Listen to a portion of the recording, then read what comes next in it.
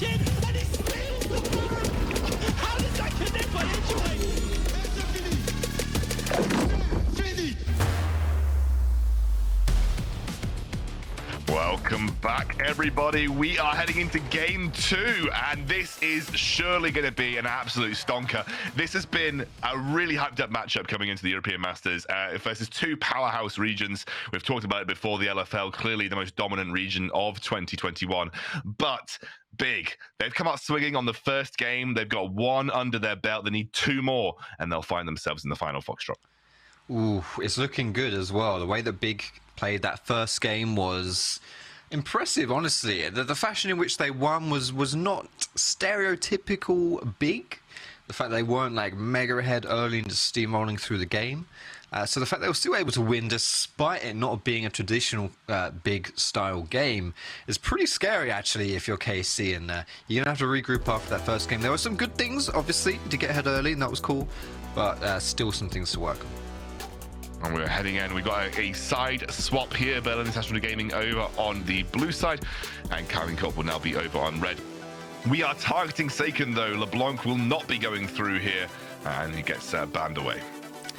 I don't think we're going to see SAKEN on LeBlanc at all today. We shouldn't see SAKEN on LeBlanc at all today. He was so good on that in the quarterfinals, absolutely demolishing with that pick. And so no surprise to see that one taken away like it was in game 1, Jhin and Lee Sin. So we're really pinching the jungle pool right here for KC. Because I guess their estimation is that Big isn't going to first pick a jungler, and maybe you can get a favorable matchup right here. Viego is the obvious other choice. Maybe they just don't think that Akabane likes Viego. He has played it before, but we might just get a handshake of those junglers in the first rotation of these picks. Yeah, well, you said that has been 3 junglers that he's played throughout this entire competition. They're going to ban the Trundle as well here, so I imagine this will end up being the ban on the Viego, like you said, and that would start to open up the jungle pool for both of these junglers, realistically. Yeah. Both Cinkrof and Akabane, if the Viego gets banned, will be opening up the jungle pool for at least one of them then, as we have that Viego still open and available. The Camille will get taken away from Melonik, though, so he will not get his hands on that split push champion. Was pretty influential in terms of engaging and dealing with some of these team fights. If this isn't a Viego first pick, then I'm not sure what this Trundle ban was for, because then you're really going down your jungle champion pool right here. Isn't it going to be the Rakan? Interesting. Okay, so you can assume that KC is going to pick up the Viego. They like playing that. Plus, it's like the best jungler that's up. So Akabane is going to have to really dig deep. He hasn't played anything that isn't Lee Sin, Jhin, or Viego so far. So I think this could be pretty interesting. We'll see what he decides to go for. Rakan is a great first pick here as well. Quite flexible, good at peeling, good at engaging. Means that you do have those tools on your team to, you know, if you want to draft a more aggressive comp like Big has done quite frequently in the E-Masters, Rakan fits really nicely into that. KC going to respond with the Varus. I love Varus into Rakan as well, because you can throw out that ult as a response to Rakan's engage and completely nullify it. And also it takes it out of Keduii's hands, who was very effective on it in that previous game. Like I say, I expect this to be the Viego here, but we'll see what KC decide to do. Yeah, I think also the denial of the Rakan for Targamas as well is a pretty big one.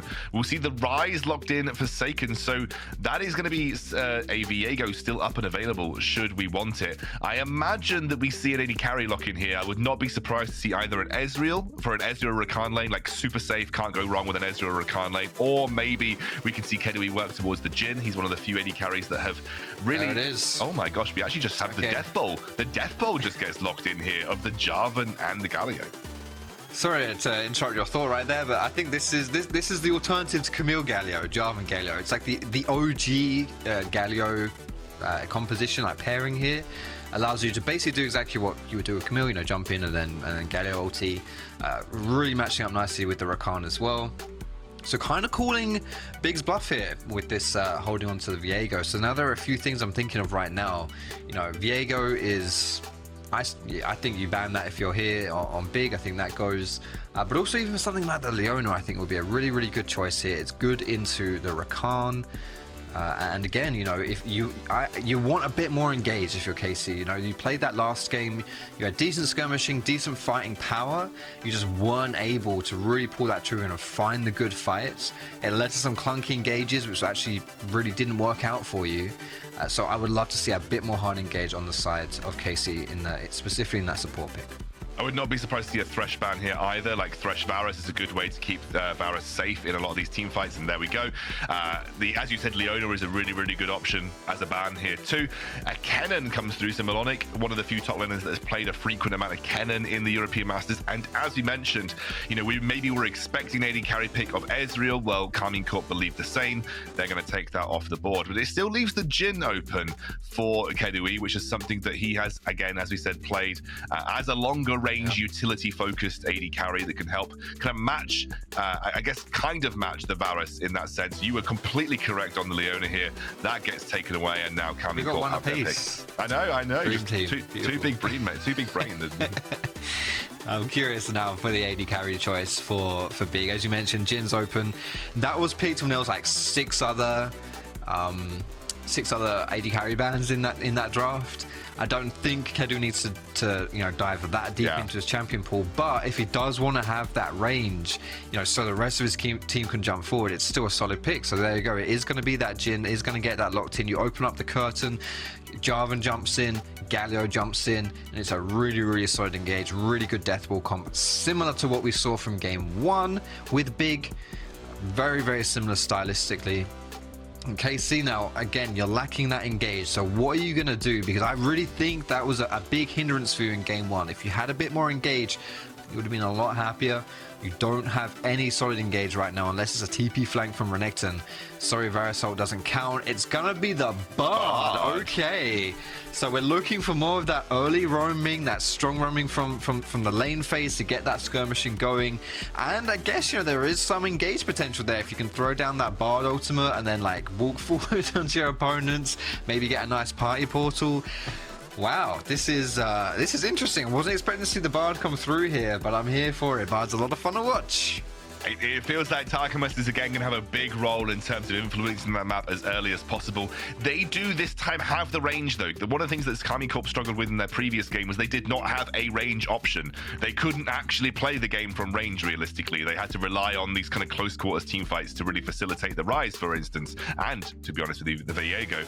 But now xMatty has got his hands on a champ that he's particularly strong with, which is that Varus. So they have got some more options here, but you kind of touched on it for Berlin International Gaming. A similar style of comp for them. They've got long range, they've got utility, and they have that counter engage and peel back if they need it. Exactly. And so for the early game, you want to keep your eyes on the support, specifically Targamas, on that Bard pick. But I mean, it's Rakan on the other side. It's not like he doesn't like to run around and make plays either. He's very good at doing that too. And then as we get into these team fights, we'll see if Big can do similar things that they did in game 1 with that Death Bowl comp, you know, where you just throw everything down if you're using it to either protect Keduii or to dive in and make picks. It's flexible in that sense. And I just think, you know, if you're a jungler, you're going to be wanting to pay attention to the solo lane specifically.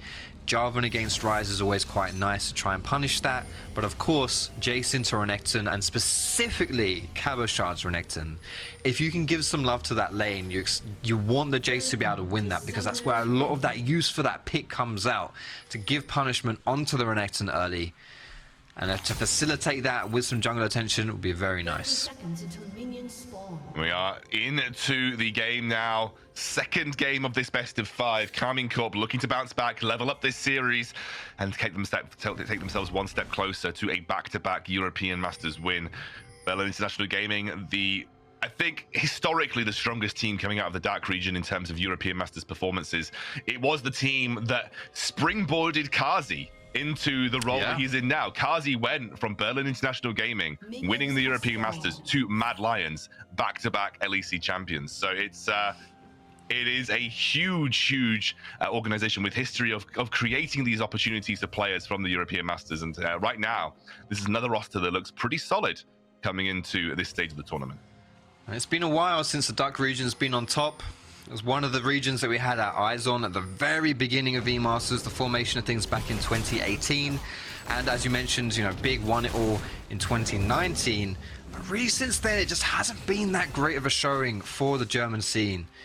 Big really putting on the performance though this time round in summer. And even in this series right now, that game one was very, very impressive. Definitely looking to keep that one going, to take down the defending champions who are essentially the exact same team except for the top lane. You know, sure, losing Adam is a big deal, but of all the free agents to pick up, you get Cabochard. Yeah, I mean, that's not too bad either. That's not a bad little top lane pickup for you. I know stylistically there's a bit of a difference between Cabochard and Adam. Adam was like that firecracker. Like, he'd pick the Olaf, he'd 1v1 people in lane, he'd pick the Darius, he'd pop off. Cabochard is, I would say, maybe a more all-rounder player. Like, he's got that ability to play for team. He also can be a bit more aggressive in the laning phase. But, you know, Corp couldn't have really picked up a better free agent if they tried, realistically, you know, in that top lane position. Yeah. Definitely, and Cabo has had a superb E-Master so far. It's hard to call an MVP for KC because I think they've all been really good, but for me, you know, SAKEN and Cabo have been standouts. The top diff in all of these games has been massive. Even in that last game, Cabo had like an item lead on Melonik pretty much the whole entire time during that game. So it's going to be interesting to see that dynamic in the top side of the map for this one, where Jayce is meant to put the pressure onto that Ryze. Now, he was given the last pick for his team so that he can have more pressure into Cabo. And as I mentioned, getting a little bit of jungle attention. Here comes Akabane just hovering around that top side, but Targamas on that Bard already left lane. This could be scary here for Jarvan. Yeah, you can see Akabane now has to be a little careful. They do not have the priority mid. They are using that same early priority that SAKEN was able to get, but this time they have the priority top. Unfortunately, they've managed to corral that Rift Herald, or the Rift Scuttler rather, into their own red side, and easy pickup for Corp. They might be able to look for a double scuttle here as well. So different things right here. We're going to get an engage. That is a taunt into knockup, into another knockup, and Cinkrof taken very low here. First blood goes over to seaz, and he will escape as the teleport comes through from Melonik and Cabochard, and he slaps the hammer down on his head. Cabochard, get out, man! Get out! Ooh. As they go forward, a little bit too forward for Rika. But big, again, coming out on top in a early skirmish. Very, very good early game right there. This time round in the last game, it was actually KC. You know what? SAKEN's gonna get out. Okay. Tune in just a bit. It was KC. We had a very similar style of game, but KC were the ones coming out on top. This time round, it is big, and a lot of that facilitated by the top priority. You can see Melonik is here. Cabochard is not. I'm not really sure what Cinkrof was thinking about doing here, jumping in like this. It's pretty greedy. Sure, you have some good skirmishing, but that's still just very, very greedy. He spent like 50% of the time in the air. Yeah, a lot of CC, a lot of CC. Gotta respect that one. And Cabo doesn't get the reset before he TPs. He TPs straight from top here, which is why he's low on health, compared to Melonik, who did get that reset. You know, so as far as it goes, very, very good stuff there for Big. Plus the double crab for.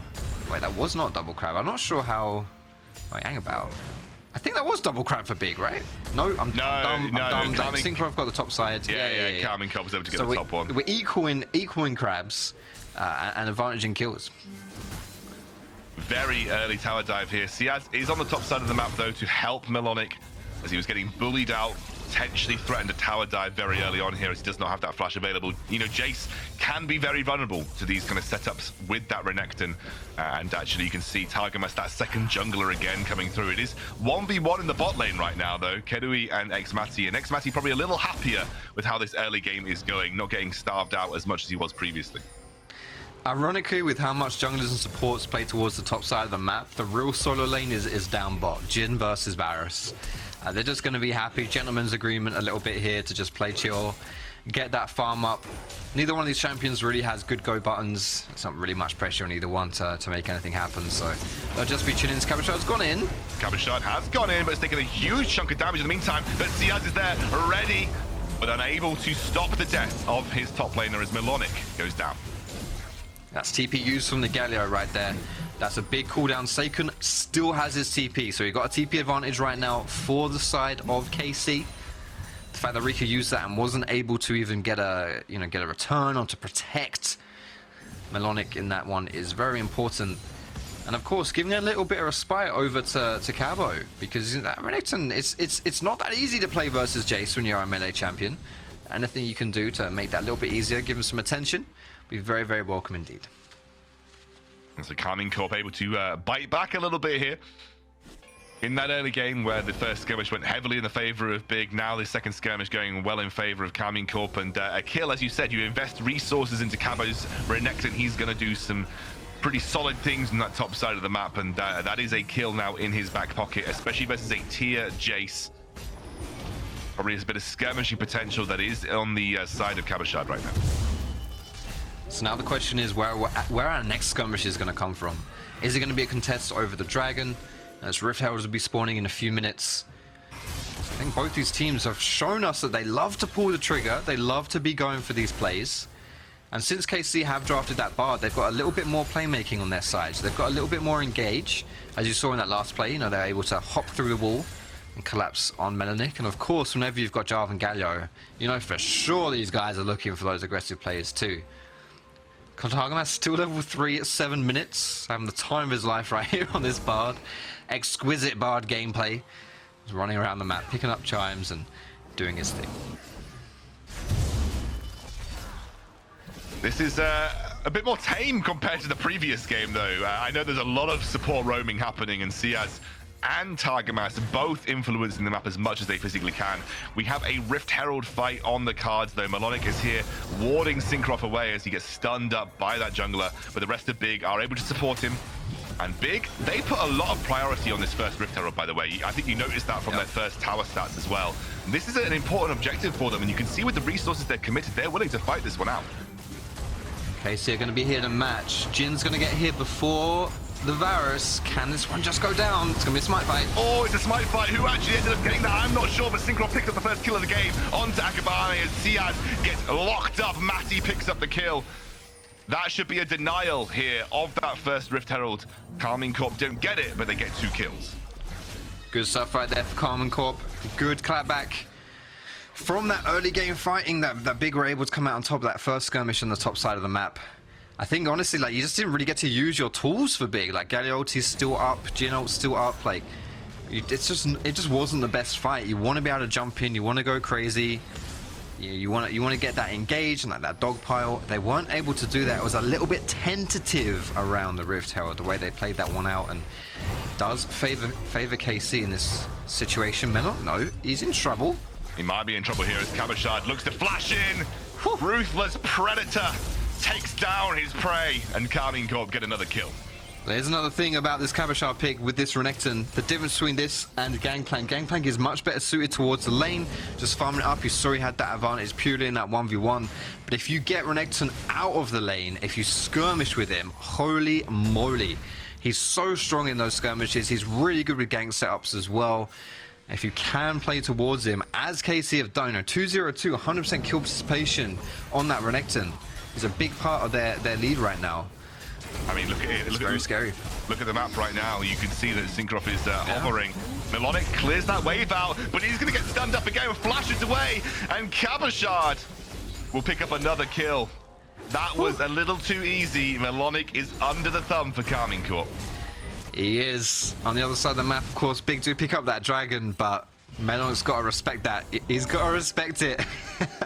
It's something where you just know that KC right now love playing towards Cabo. The dive is always on the cards with Renekton, especially when he's this strong.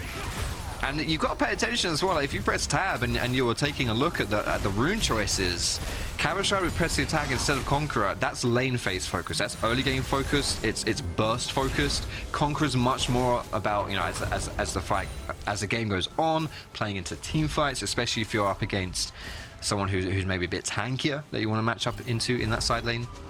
But right now, you know, that all things are pointing towards attacking the top side. KC have done a fantastic job of doing that, and Melonik is really feeling the pain. And it's all about, like, if you're investing resources on the top side, what are Big getting in return? Well, obviously they missed out on the Rift Herald, which is top side, but they did get the first dragon, and one of the things that paid dividends for them was that investment into dragons. Cabochard, though, he is keen to take these fights. Melonik, with the wave right now, just maybe forcing Cabochard to unfreeze this. This should start to bounce back towards him. Cabo having that Ninja Tabi rush as well means that the poke from Jayce won't mean as much either. So he's in a pretty good spot and expects a lot of things to happen around this Renekton. Obviously, with Dragon going down a little bit earlier, there's no real reason to play towards the bot side anymore. So all eyes on top. All eyes on the Cabochard. See what you can do with him on this map right here, because you can see, you know, a lot of movement towards the top side. They are spotted on a ward. This is a 4v4. Oh, this could be a bit hairy here for KC. Big will just end up clearing the way of KC. Spidey senses were tingling here, Foxy. Don't want to commit to the fight. One of the things that Big do really, really well, obviously, is collapsing. And in so doing, responding to plays with that Galio. Oh, wait, we're getting that fight in mid? Yeah, I'm going to get a fight in. Rika tries to bounce back onto Cinkrof, but SAKEN and Cinkrof thought better of it and will back away. Just a little bit of a tussle in that mid side, not too much to write home about. Just feeling each other out. In these situations, I do give the advantage to KC. You really want to pile in with you really want to like launch your go button if you are Big. If it's just a little tussle like that, you know, KC with the Viego, with the Ryze, they're going to come out on top. Big need to pick their fights. If they're good at picking them, they find opportunities, then absolutely will it work out for them, as we saw in the previous game. But so far, he's coming up, KC. We have that 2.5 gold lead, 2,500 gold lead, I should say, in their advantage 12 minutes into the game. See that Karmine Corp are doing exactly what they did in the previous game here. They are coming out on top in the early game. That's not where Big ended up winning. They managed to level things out by about 15 minutes. Yeah. But overall, Karmine Corp have again had an excellent early game. This time investing all of their resources through Cabochard. It is a 100% kill participation for Cabochard and Cinkrof. So that top lane has been a focus, but it's paid off. Like we have Cabochard knocking on that tier 1 top side. We have a Jayce who's only just finished up his item, and he's 0-3-0. He's not lane dominant versus a melee top laner. It has been a rough laning phase for Melonik. So Big need to find another angle to look for to potentially try and find their way back into this game. You have to give a lot of credit to KC with how they've played this lane phase. They know he's there. They're going to collapse on Cabochard. Cabochard takes a huge chunk out of Melonik. Seaz and Akabane are here. That will be the quickness. There is the hero's entrance, and Cabochard gets shut down. Again, the way that Big were able to find their way back into the game, it's happening once more. These mini shutdowns, these mini catches, Big are so good at making them happen. Responding to plays with the hero's entrance, with the quickness from Rakan as well. You've got to respect it. A lot of things can be thrown towards you at the click of a button, and it's all gone. Cabochard not respecting that one right there. He is going to go down. Fortunately for KC, it's not going to mean too much. They're not going to lose anything here. I'm completely lying, because they are going to lose the Rift Herald. And we'll see what KC can do on the other side of the map, because you can see Targamas is hovering around. They might be looking to go towards Keduii here. Yeah, and they also have that dragon spawning in around 15 seconds, which they are setting up for. So they're going to stop a very early soul take for Big, which was something that was actually influential to their win on the previous game. SAKEN didn't quite get the last hit on that Razorbeak. But they are setting up. They've got the vision control for it right now. They haven't gone for it on the immediate spawn, but they do have position to do so if they wanted. This is the thing, as you mentioned, the dragon is spawning up right now. KC have the position, they have the bot lane pushing in, they have the top lane pushing in, they've got vision all around this area. They're just going to take it for free, but it will be a response on the top side. Perfect stuff right here from Big. They don't care about that second dragon, it's all good. Instead, you're going to take that top lane tower down. You might even get a second charge here, or you can collapse onto mid. We'll see what Big decide to do. They have Rika. They have Seaz, and now they're going to get Akabane and Melonik collapsing too. I'm not sure you're about to do too much to this tower, but right now that is the goal, to put some pressure on that mid. Keduii's coming up as well. You could just get a 5-man play on this mid side. Targamas needs to be a little bit careful. You can jump over the wall, feel that Jarvan. You can catch him out of position. They got good vision control around that red side entrance. Targamas was playing with fire, but he was very close to his tower and had flash and exhaust available, so he was probably in a pretty solid position. Karmine Corp have got a sizable lead though, 2,500 gold at this 16-minute mark. This is a platform for them to work with. As we said before, they have a better ranged comp this time around with the addition of the Varus, and they have that engage with the Bard if they want to look for it too. So, you know, in terms of kind of dealing with some of the poor tool or some of the lack of tools they had in the previous game, they do have that going for them this time round. And they have got the engage of the Varus ultimate to work with too. Here comes the tower for KC, looking to siege down that tier 1 mid, which would be very important for them. Wouldn't be the first tower of the game. They have taken down bot, and top is very low as well. But still, just knocking down that mid would be very, very nice to get that map unlocked. You know, you can start moving your chess pieces around the board a bit better, especially against someone like Galio. If you can just like shove in mid as hard as you can, you're forcing him to go into a side lane, which Galio doesn't do too well in, but Melonik's not going to get caught by Cabo. Yeah, and they're going to get a teleport coming through as well. Melonik's going to flash over the wall into the gate to try and escape from SAKEN, who pops that warp and should be able to take down Melonik as he deals a huge amount of damage in return. But SAKEN will pick up the kill, and in the meantime, Akabane getting dropped as that is a charm coming through, a knock up there as well as xMatty gets locked up by seaz. A defensive play from Big as they're forced away from the mid lane tier 1. And that should be, well, with the curtain call here, that might not actually be that mid tier 1. Just going to back away from that one. Good fight though. Catch on the top side, catching Melonik out of position, face checking that crocodile. Never a good thing to do. And of course, in that mid side as well, not able to actually find it, but still getting that pressure. These early skirmishes going in the favor of KC.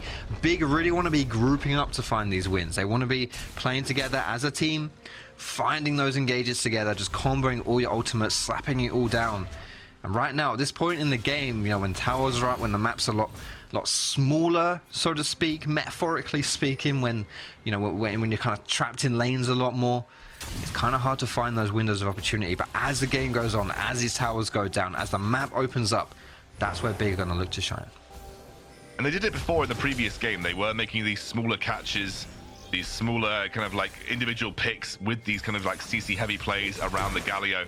Haven't had the opportunity to do so. Karmine Corp have been much quicker to group, having much quicker to play around xMatty this game. They were not doing that previously, and I think we kind of mentioned it. One of the things that Karmine Corp have got going for them this time round is that ability with xMatty to play more of a kind of a safe game, like a ranged safe game. They don't even have to commit if they don't want to. They can work into this 1-3-1 that you're seeing that SAKEN and Cabochard opened up in the side lanes, because xMatty can sit mid and just clear waves over and over again, and will constantly have that range advantage over Big right now. I think the onus on this game, I guess in kind of stark contrast to the previous game, is that it's Big that's got to make the move. Big are the team that have got to find the engage this time round. Whereas Karmine Corp, they can sit back, they don't mind. They can just let xMatty do his thing while their solo laners just perform in the side lanes.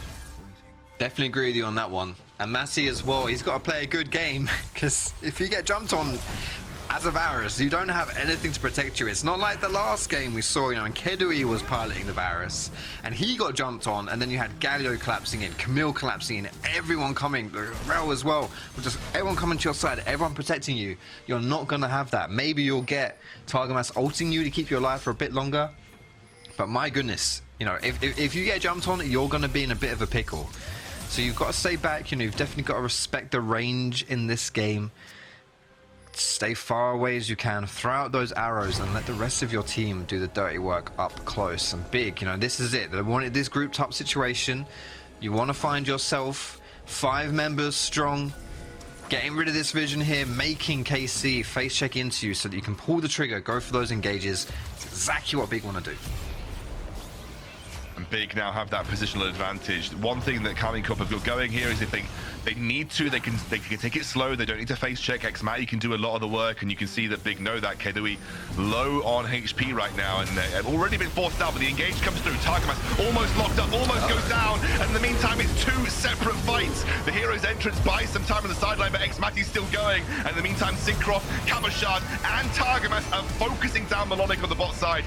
Rika is buying time where he can. Melonik is still alive, but it is a win for Karmine Corp, a 2-for-1 overall. Karmine Corp will take that one, and a bit of a botched engage right there from Big, not able to pull the trigger exactly how they wanted to, and it's KC who are able to come out on top. Honestly, that team fight, not good at all from Berlin International Gaming. They're not going to come out on top. They're now 4,000 gold down. It's that dragon as well, and look at the engage here. Akabane, like, it's split. What you want to do is you want to have the Jarvan jump in, Galio jumps in with you, then Rakan jumps in, you all just go in. But look, it's just so split everywhere right there. seaz doesn't get anything off, Keduii almost instantly dies, the Galio follow-up is really, really late as well. And so in the end, you're not getting your tools off. You're not getting it. You're not getting the jump ins. You're not getting that combo. And so then it just becomes like two small skirmishes. And we've already said KC win those. And they won that one. Going to get the kills. Going to get the dragon as well.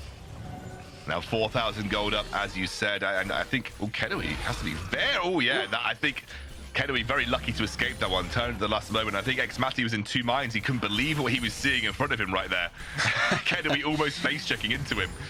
And won't be able to drop down. It will be a couple of basic attacks and this mid lane tower will drop, but Karmine Corp willing to wait for that. They know that this is basically a free tower whenever they want it, so they're just waiting for the perfect moment to take it down.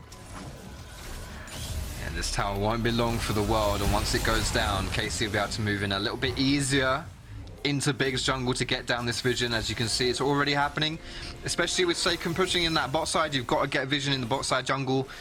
If SAKEN's going to be pushing bot and the map around him is dark, then he's extremely vulnerable, especially against a team comp like Big, who can just pull the trigger, go in, jump on you, and yeah, you're just going to die. So you got to keep that vision going. Very smart stuff there from KC if they want to have that split push working for them. And now that mid tower has died, again, opening up the map right now, you can see the vision on the minimap. It's where it's at, and you want to just keep that vision going. You want to make sure you know where Big is, so you're not caught out of position. What is Keduii going forward, mate?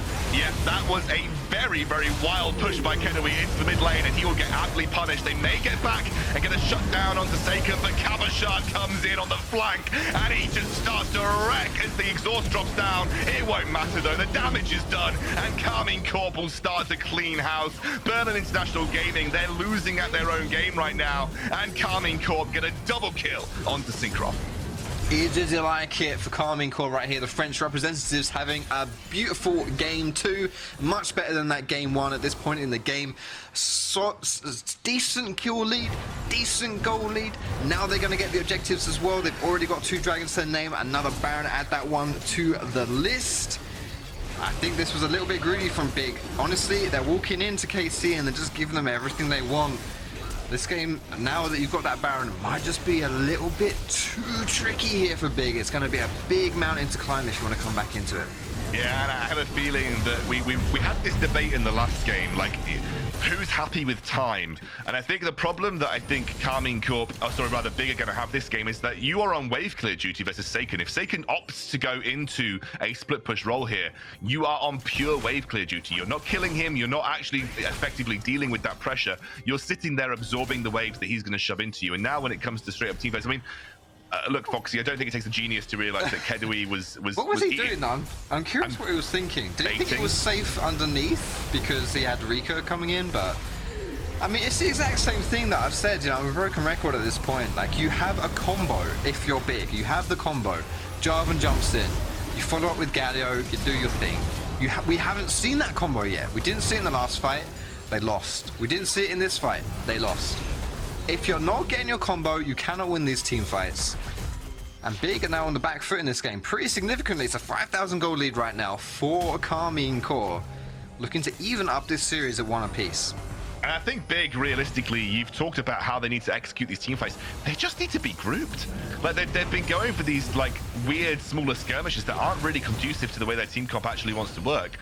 And they need to just find a way to actually engage in the right position, 5v5, where Keduii is not in an awkward spot, where they're able to land a chain amount of CC onto as many targets as possible for Karmine Corp, but they will try and lock up Targamas here, who just dives through the wall with that magical journey. In the meantime, as that flank was being looked for, SAKEN will take down seaz, and Cinkrof now has a whole host of engage tools at his disposal. I think you have to be very careful if you're Big underneath this tower. It's happening again, though. The Rakan is part of the combo. Okay, here comes the combo. Can we get it happening? You know, we're going to get the combo happening now, but I just think it might be too little too late. The rest of the Big can't follow up on this. Those frontliners don't last long, and Cinkrof is chasing down, chopping down, killing people on the backline as Keduii forced away from his own tower. They will not be able to do much with this ulti as SAKEN flashes forward and absolutely bursts him out. The exhaust comes through, and a double kill comes through for Karmine Corp as they knock down this inhibitor tower. SAKEN, mate, that was absolutely disgusting. So greedy. They're just splashing into the face of Keduii, brings him down. We might just be seeing the end of this game right here. At the end of the game for the Mountain Dragon. He's gonna die next. Good save. I like it. Good save. Thanks. That's what I was gonna say. I need to finish my sentence there. Brilliant team fight again for Karmine Corp. You caught CS on the side, so that means it's now a 4v5 essentially. Like you have a combo, but like you're just not really getting it through. And this is the problem now. It's like Rakan is part of your combo. He's dead. You can't then use him with the rest of your team. And so when Big actually decide to go for the engage, it just doesn't work because you're one member down. You're pretty far behind in this game as well. But at least they're trying it. I saw xMatty go a little bit too far forward. I think as well it's a really decent counter for Bard into these compositions where you're just jumping forward. Bard can slap down the ulti. But honestly, it's too little too late, honestly, for Big. They haven't engaged their comp very well in the previous fights. It's actually a one-shot with his Q, bloody hell. Yeah, it's no good. It's no good for the German team right now. They're definitely facing it in this one. I think they're also facing a severe damage issue as well. I don't really think they've got the damage to even go into team fights, and they can't deal with the split push because no one can deal with SAKEN. He's too ridiculously fed on this Ryze. And so I don't think there's a really good win condition for Big to look towards. I think at this point, you are desperately hoping that you find a crazy pick onto SAKEN or xMatty and then somehow stumble your way through a team fight, because where's the damage coming from if you're Big? You have a 2-item Jhin, you have a 2-item Jayce, but they're way behind their power curve compared to Karmine Corp. And Karmine Corp will gladly take you on in a 5v5 at this point. They have plenty of disengage tools. They have plenty of damage to follow up as well. SAKEN is 3 items in, working towards his 4th. This guy is an absolute machine when it comes to these team fights. The thing with KC as well is because they're so far ahead, if Big engage, KC don't necessarily have to peel back. They just go forward. They face Big head on, and they win the fight. We're going to see another engage here. They're going to lock down that inhibitor tower. Cabochard in the front line. All those resources are paid off Big as he jumps into the back line. You can see they are desperately trying to disengage with that Jhin ultimate. They'll find one lockdown, but the HP bars are still good. Cabochard has that Sterex as well, and he is too damn tanky to take down. A desperate last-minute engage by Akabane, but nothing they can do. Berlin International Gaming are routed in their own base, and Karmine Corp will take the second game. Karmine Corp with a dominant display in this one. Better early game, better team fights. We're evening this series up at 1 apiece. Really excellent game by Karmine Corp there. They did everything they needed to bounce back. They dealt with some of their issues, and specifically, they made minor adjustments to that composition that really helped them out. The range of xMatty, allowing them to be a little bit more flexible with how they approach team fights and skirmishes, and the fact that Cabochard was just given a beefy, dominant frontline brawler, where you could invest resources to him in the early game, and in the mid game, it would pay dividends, and it did. Really good focus, I think, from both Cinkrof and Cabochard on that top side of the map, and really took out one of the major threats that Berlin International Gaming had on their comp. Like, I think they were relying on Jayce to have done well, and I think that really showed when it came to the pure lack of damage they had in those team fights. Yeah, and I think honestly, Big dropped the ball with their engages, with their execution of the fights. I don't want to sound rude when I say this, but I feel like KC have they have the advantage in the solo lanes. I think just pure roster wise, they have the advantage there. Big need to be able to find it through team play. They have to find it through team fighting. And we saw it in game 1. When it works, brilliant. Big's a great team. When it doesn't work, KC are going to roll all over you. They definitely need to find a way to tweak the execution going into game 3. I think the early game as well, especially, has not been good for Big on both games. So they're going to need to find a way to deal with that and come back swinging as we head to our third game. I told you we had a banger, guys. It looks like it's set up for one. We'll see you very soon.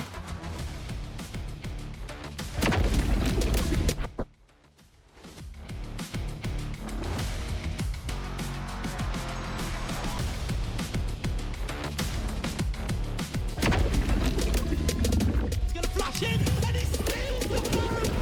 How did that connect by Edgeway? Fini! As EU Masters Champions!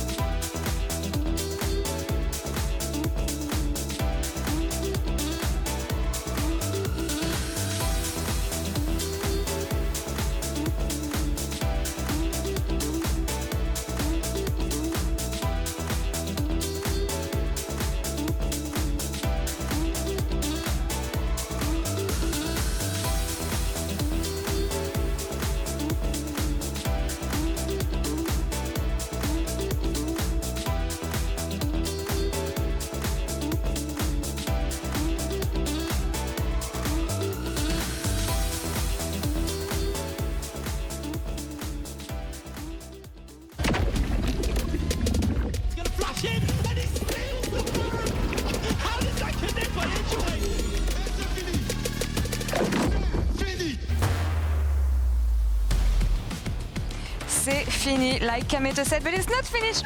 It's not over yet.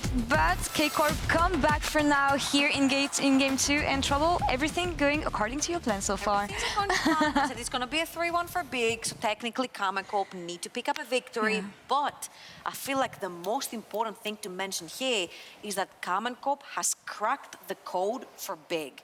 Big's biggest strength is that early game, is how fast they move around the map and how they get their early leads and they're allowed to choke off their opponents.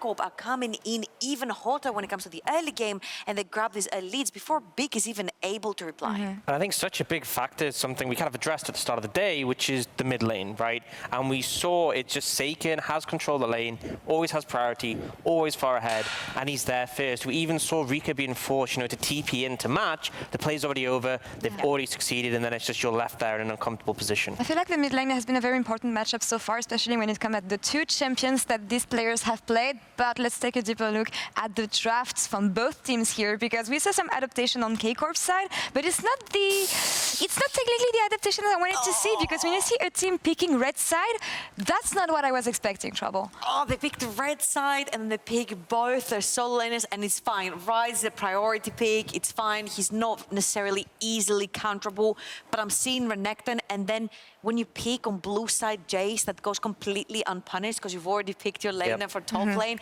You're like, wow, if this Jayce has a free lane, it's going to be really problematic later on when the shock blasts land and they take half your HP. Little did we know, Mr. Second Jungler, Targamas, together with Cinkrof, absolutely dismantled that Jayce. Yeah, and I thought it was really weird they picked their Renekton on that 3rd pick, because I was thinking Thresh was my standout. Yeah. You have 2 immobile backline carries. The enemy teams picked Jarvan, Galio, Rakan. I'm like, you need Thresh. And they just gave it up. And I'm like, not sure what's really going on here. But I think the Bard pickup worked so well for Targamas' playstyle. That's why we see him playing Pyke as well. He just left lane. And it wasn't like he left lane and came back. He just left. And the thing is, seaz was forced to match him, and he did to an extent, but it feels like the Bard has more power in those situations because you can pick up your chimes, you can just freely roam, and the end result was we saw this Jayce get left on an island after a certain point, and when he fell behind, it's like, I mean, you don't have a champion. I feel like a big reason why the Rel worked so well in the previous game and how seaz was able to match Targamas' roams is because the Rel also has a lot of the CC and engage power that, yes, Rakan does have, but it felt like seaz was a shadow of Targamas. He was trying so hard to just follow Targamas and make sure that he's around, to the point where he's your playmaker. He's supposed to be going in, getting out, getting the taunts, starting the fights, whereas Targamas was like, I'm just going to take you away from your lane. I'm just going to run you around the map, and literally Targamas, I felt like, had seaz on a leash the entire game, to the point where I don't think we saw one big Rakan play come into this game. It's just like Big got a bit lost here, but it started well for them though in the mid lane here, with Cinkrof overstepping a bit, let's say. Yeah, this was kind of like that borrowed time thing we were talking about after game 1, where they made a good play to go to the top side and get the scuttle, and then Corp decide, even though seaz has now turned up to match Targamas, they still try and go in and make something happen. So this was initially a bit messy for Corp and looking positive for Big, but Corp were just unrelenting. They just kept on looking for these plays throughout the game, and then we eventually got to the point where they found a substantial lead, and this is the pivotal thing that I think went wrong consistently for Big, is the execution on the composition. We saw it come out of draft. I think everyone did. You enter Ryze, Varus, you have all this engage, all this lockdown, and it just felt disjointed. It just felt like they couldn't get it all working together in one smooth motion. I feel like it all comes down to the Jhin pick as well. Had that been a Varus, you're locking everyone in, you're throwing in the arrows, you're throwing in the R, it has so much more impact, so much more damage, whereas usually the Cataclysm will be used also as a tool to keep opponent carries away from your mobile ADC, which is Jhin. So technically Jhin cannot get too close to Cataclysm to give anything to his team, and then you've got a Renekton flanking, which Jhin needs to stay further away from. So all Keduii was pretty much given in that game was a curtain call, possibly a little bit of zoning, but it just wasn't enough. I felt like the damage was lacking. Yeah, I think a big thing as well is something we talked about with Corp's teamfighting style, is because they position everyone quite split up, it's hard to catch multiple people with those engages. And the second you overcommit onto one, the rest of them start to funnel in and cause problems. And I think as a result, that's why we saw this not be as effective. You remember in game 1, they had a similar sort of engage tools to go in with the Galio. The critical thing there was they didn't use them as much in team fights as they did for picks, you know? If someone was isolated, they targeted them, they took them out. We didn't see that here. I am so surprised to see the damage coming from the top lane though. I'm sitting here and I'm like, this Jayce was picked blue side, Yeah. technically unpunished because there was already Renekton locked in, and you've got a Jarvan who's be perma-ganking in the early. Had this Jayce been fed, it could have been game over here for Karmine Corp. I think that's the thing. It's like how much of this damage is meaningful, because how much of it was just harassing Renekton in lane, he heals up, and also when it came to team fights, you know, you can land a bit of poke, sure, but if it doesn't actually contribute to you taking down the targets, it doesn't really amount to that much. True, maybe Big not playing around the strength of their composition here, but throughout the first two games, there's something that we've seen. It is the mid lane matchup, Galio, Ryze, two roaming champions, two global champions, and they've been pivotal for both players so far. And I feel like SAKEN's winning out in this matchup, right? He gets the Ryze, he permanently has priority, he's up like 30 CS when we get to mid-game consistently, and it's like whenever Galio tries to roam, his wave is pushed in, so he's always going to be slower, and it's a Ryze. Ryze can easily match those that global pressure, and then outscales as well. It's just completely winning. I feel like this has been the problem for Akabane so far, because we talked about how Akabane plays around Rika, but if Rika doesn't have his priority, then Akabane cannot play aggressive, and I feel like this is what's holding back that big early game. Maybe switch it around, you grab the Ryze or ban the Ryze and go towards something like the Twisted Fate, where again, we know that Rika likes to play with the global pressure. 100%. That is something that has been surprising so far, because we don't see that many mid lane bans actually during the game 2, was only LeBlanc. What kind of adaptations can we expect from both teams for game 3, given the fact that Big will play red side once again? I think the big thing is you just have to deal with the fact that you have to deal with the matchup in the mid lane. You have to deal with this Ryze, because I feel like, you know, you don't have the mid pressure, which means you don't have the jungle pressure, which means, you know, Big just aren't as strong, because they are really reliant on Akabane. And even though they have that game 1 win, that's not the manner you want to be winning games, where you fall behind massively and pull it back. And I think we haven't seen the jungler enabled in the early game. Cinkrof has been on fire, and it's because he has a mid laner backing him up. Well, so far, this series continues to deliver as the LFL strikes back in game 2. We'll see who takes it down to match point right after this.